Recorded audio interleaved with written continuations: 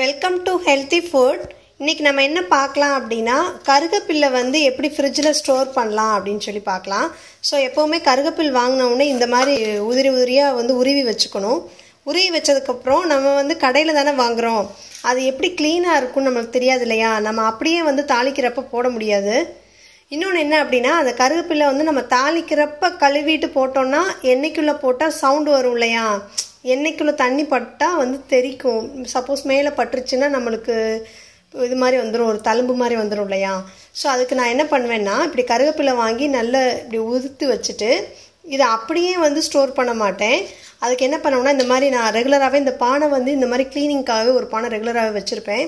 Vegetables, fruits எல்லாமே இதில் போட்டு க்ளீன் பண்ணி தான் நான் யூஸ் பண்ணுவேன். ஸோ இப்போ அதே பானை நான் எடுத்துக்கிட்டேன். அதில் கொஞ்சம் வாட்டர் ஃபில் பண்ணிக்கிட்டு இந்த கருவேப்பிலை உள்ளே போட்டுருவேன். இது 1 வீக்கான கருவேப்பிலை. எனக்கு வீக்லி ஒன்ஸ் நான் மாற்றிடுவேன். இப்போ நல்ல ஒரு அலசி, ஏன்னா வந்து அது யார் நம்ம வாங்குகிற பக்கம் அது யார் யூஸ் பண்ணுறாங்க எதுவுமே நம்மளுக்கு தெரியாதுல்ல. அது எங்கே ஏதாவது ஒட்டி இருக்குமா, இல்லை கொசு இருக்குமா, இல்லை அது என்ன ஒரு என்விரான்மெண்ட்லேருந்து நம்மளுக்கு வருதுன்னு நம்மளுக்கு தெரியாது இல்லையா.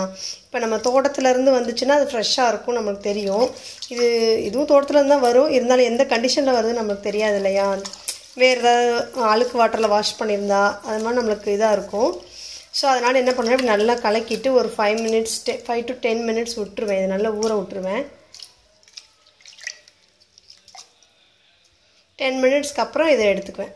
ஒரு 10 minutes ஆகட்டும். இப்போ பார்த்தீங்கன்னா 10 minutes ஆயிடுச்சு. இது நல்ல ஒரு நல்லா அலசிட்டு உப்பெல்லாம் போட வேணாம், சும்மா அந்த மண்பானையே வந்து அதனுடைய அழுக்கெல்லாம் ஈர்த்துரும். அது மாதிரி நம்ம இப்போ க்ளீன் பண்ணோன்னா இதில் இருக்க மண்ணெல்லாம் ஒட்டியிருந்தாலும் போயிடும். இது அவ்வளோதான். இதை அப்படியே இதில் வந்து காய வச்சுருவேன்.